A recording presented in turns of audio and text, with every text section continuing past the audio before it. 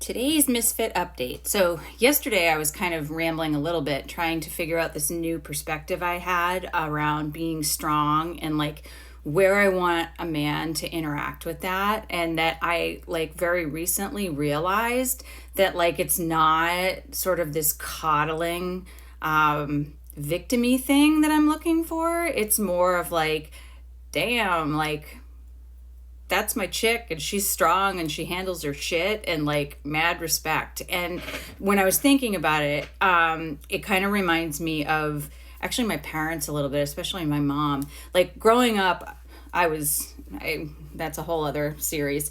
My mother was always worried I was going to say the thing that I shouldn't say, right? Like, like would be at family gatherings and there's something that everybody is not talking about, but yet whatever. And she was always worried that I was going to be the one that brought it up. And then one year, somebody brought something up that was totally out of line. And I just went to town and I had like facts. Like, I wasn't mean. I was just like very direct. And I was like, these are the facts. Like, that is an incorrect assumption, da da da da. And my mom just kind of sat back, like with like the popcorn, and be like, damn, like, I wish I could do that. And ever since then, my mom's sort of been this person, like, she doesn't necessarily, like, she's very polite and like wonderful. But and my dad's come along the journey too, where it's like whenever I'm being like a badass and I'm like, if I'm schooling someone on something or I'm just being like taking care of my business and I'm handling things, like they're sort of like looking at that and being like, all right, like that's our kid, like she's got her shit together, like we don't need to be involved in this, let's watch it play out because she's gonna win. And so that's kind of the relationship dynamic I think I'm looking for, and I didn't even realize it. I think I think back to when my dog died, right? Like, and I was just a complete wreck. Like, yeah, that was a point in time when like I really wished there had been somebody there to like console me and be there for me and like get me through that night. Like, I definitely want stuff like that, but I don't want to be like coddled and like I don't want to, like, I don't want somebody walking around looking for like what they need to fix with me because I'm not broken. And I really remembered this after my post yesterday. I remembered this incident a few years ago. Boyfriend at the time, I use that term loosely, when I had surgery a few years ago, and it went completely awry. Like, the surgery itself was fine, but like I had terrible like problems afterwards that were unexpected. And so instead of having an outpatient surgery, I was in the hospital for like 4 or 5 days and like almost died and like had no pulse rate and all these different things. And so that boyfriend at the time came and was like visiting me every day, which was awesome because no one else did. And he brought flowers, and that was nice. Like, I could accept that. And like, he would, climb into bed with me and like just take a nap, or like we would order, or like we would DoorDash to the hospital, food to the hospital because the hospital food, whatever. And like all that companionship and stuff was great. Like, that's what I needed.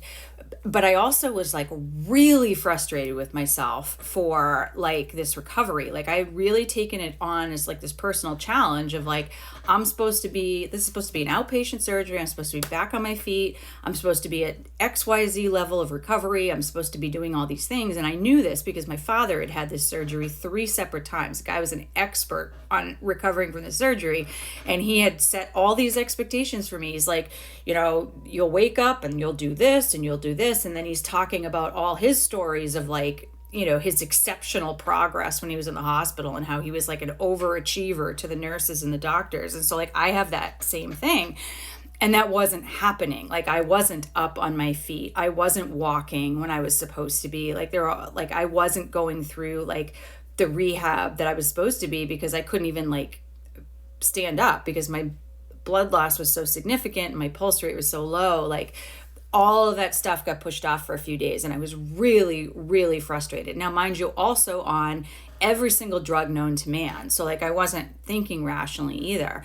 And so the boyfriend, when he was there, I was like, I'd be crying at like my lack of progress and my failure to recover the way that my father could. And I was so upset, and like I was just dealing with all these dynamics, and I was telling him about that, and like how you know, like how hard I am on myself and all these things. And so like all of that was great. Like I needed to just vent and like do all those things. But then one night I heard him talking out at the nurses station, like telling them like, oh, don't push her on this, and like don't say this to her, like she's very hard on herself, she's really having a hard time. He was telling the nurses like how to deal with me, and like it was extreme. Like I could hear the whole thing, and I, even though I was like I don't know what drugs, but I was mortified because I'm like, first of all, that's not your place. Like my family isn't even like talking to the nurses. Like they're not even talking to like my medical contacts. It's not your place to do that. And number two, don't do that. Like don't go and start telling people that like they need to go easy on me, or they need to worry about me because I'm struggling, or I'm stressed, or like do not do that. Do not do that. I'm just telling you how I feel in a moment of like stress, but like I'm going to get my shit together, and I'm going to do whatever the nurses are telling me to do or not do, regardless of how upset I am about it, and this competitive thing I have on the inside, and this thing I was going through where I was like, I'm failing and I'm disappointing my father because I can't recover from this surgery as well as he did. And so, yeah, I have those dynamics in me. And so that's the stuff, like I need to be able to share that crazy and have you just be like, oh yeah, that's okay. But like, don't go out to the nurses station and start telling them how to handle me. So like that, I don't want. I do not ever want that. Okay. Bring me flowers, DoorDash with me in the hospital. Listen to my rants and raves about how I'm failing at hip replacement recovery at a young age, and I'm not doing as well a job as my father did, okay? Like, listen to that ridiculous shit that I go through, and all these disappointments I have in myself. But, like, don't do anything about it. Don't go and like talk to the nurses and like, oh, heaven forbid somebody ever went and like talked to my father and was like, do you know that she feels like, I mean, yes, he does. Okay. I grew up with him. He decided with my mother to put me in therapy. He knows what all my issues are. Okay. He knows. And so like, I worry about stuff like that. Like, don't get in my business. Listen to it, support it, listen to my crazy, but like, don't coddle me. Don't start getting involved in how I fight my battles. So there's a big difference. I felt so icky. I was like, how do you not know me? Like, you think I need that? You think I need you to speak up for me? Like, I don't need that.